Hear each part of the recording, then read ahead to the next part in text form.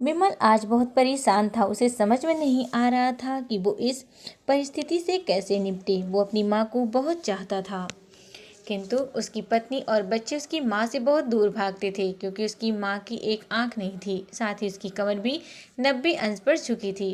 वैसे वह अपना काम सब खुद कर लेती थी, किंतु फिर भी वो उसकी पत्नी और बच्चों के लिए हमेशा खटकती है।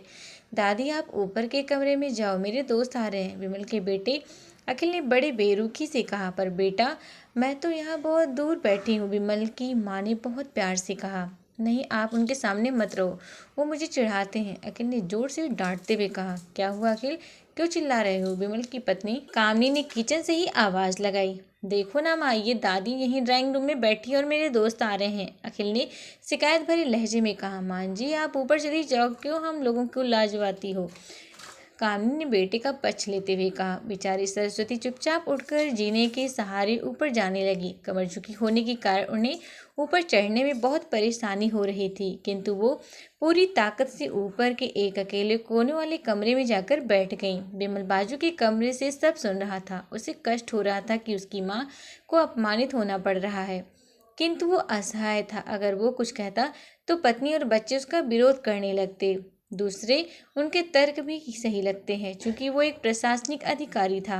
इसका सामाजिक स्तर बहुत ऊंचा था। उसकी ससुराल भी एक उच्च घराने में थी, अतः वह चुपचाप इस तरह हर दिन अपनी माँ को अपमानित होते हुए देख रहा था। रात को विमल की पत्नी ने कहा, देखो जी, अब कुछ करो। कल कलेक्टर साहब की पत्नी आई थी, माँ जी अपनी देसी धुन धारा में उनसे मिली। मुझे बहुत शर्म आ रही थी, बताते हुए कि ये मेरी सास है। मैंने कह दिया कि दूर के रिश्तेदार हैं, इलाज कराने आई हैं। विमल को रोना आ गया, किंतु फिर भी वह चुप रहा। उसे समझ में नहीं आ रहा था कि वो क्या करे। अपने बेटे की मनःस्थिति को सरस्वती अच्छी तरह से जानती थी, और बेटे को कोई कष्ट न हो इसीलिए वो हर बात को चुपचाप सह लेती थी। विमल बहुत उदास रहने लगा। एक तरफ परिवार और सामाजिक स्तर पर जीने की प्रतिबद्धता थी, तो दूसरी ओर माँ। आखिर माँ से अपने बेटे की यह हालत देखी नहीं गई। एक दिन उसने अपने बेटे से कहा, विमल, बहुत दिन हो गए हैं, मैं अपने गांव जाना चाहती हूँ, मुझे वहां पहुंचा दो, मेरा यहाँ मन नहीं लग रहा है। किंतु माँ, वहां तो कोई नहीं है, तुम्हारी देखभाल कौन करेगा, विमल ने आश्चर्य से पूछा। अरे सब गांव वाले तो हैं, और वो तुम्हारे मामा जी तो उसी गांव में रहते हैं, और फिर हम सारी व्यवस्थाएं कर आएंगे ना। कामनी को तो जैसे मन की मुराद मिल गई हो। हाँ बेटा, बहुत सही कह रही है, सरस्वती ने लंबी सांस लेते हुए कहा। विमल जानता था कि गांव में माँ की देखभाल करने वाला कोई नहीं है, लेकिन अपनी पत्नी की जिद के कारण वह अपनी माँ को गांव छोड़ने पर विवश हो गया। माँ को गांव छोड़कर आते वक्त उसे रोना आ रहा था, तथा अपनी बेबसी पर गुस्सा भी आ रहा था, किंतु परिवार, पत्नी और समाज ने उसके इन मनोभावों को दबा दिया और सुकून सा महसूस करने लगा। कुछ दिनों के बाद उसके चाचा, जो अमेरिका में रहते थे, आने वाले थे। जब विमल बहुत छोटा था, उसके पिता जीवित थे, तब वो भारत आए थे, और उसके बाद वो अब भारत आने वाले थे।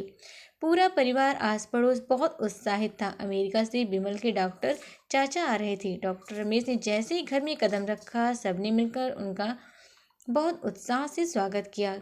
क्यों विमल भाभी नहीं दिख रही हैं, कहाँ हैं, डॉक्टर रमेश ने उत्सुकता पूर्वक पूछा।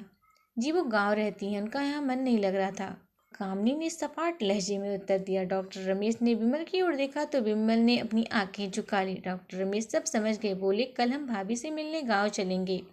दूसरे दिन सभी लोग गांव के घर में पहुंचे। देखा कि सरस्वती को बहुत तेज बुखार है, वो पलंग पर असहाय पड़ी हैं। डॉक्टर रमेश दौड़कर सरस्वती के पास गए, उनके पैर छूकर रोने लगे। सरस्वती की ये हालत उनकी कल्पना से परे था। वाह बेटा विमल, तूने तो नाम उजागर कर दिया। अपनी माँ की ये हालत देखकर तुझे तो शर्म भी नहीं आ रही होगी। डॉक्टर रमेश ने विमल को लगभग डांटते हुए बोला। नहीं देवर जी, विमल का कोई दोस्त नहीं है, मैं खुद गांव आई थी। सरस्वती ने अपने बेटे का बचाव किया, मुझे सब पता चल गया। भाभी आप चुप रहो। क्यों बहू, तुम्हें अपनी सास की क्रूरता पसंद नहीं? समाज में तुम्हें नीचा देखना पड़ता है ना?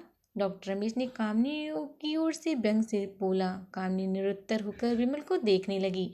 आज तुम जिस मानसिक सामाजिक स्तर पर हो, वो इन्हीं के संघर्षों की देन। और बेटा विमल, तुम्हें शायद मालूम ना हो कि बचपन में जब तुम 1 साल के थे, तब छत से नीचे गिरने के कारण तुम्हारी एक आंख फूट गई थी, और तुम्हारी रीढ़ की हड्डी में भी समस्या थी।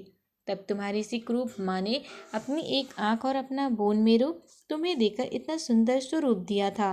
कामनी बेटा, इतने सालों तक संघर्ष करके बेटे को प्रशासनिक अधिकारी बनाने वाली इस संघर्षशील औरत की तुम लोगों ने यह दशा कर दी, तुम्हें ईश्वर कभी माफ नहीं करेगा।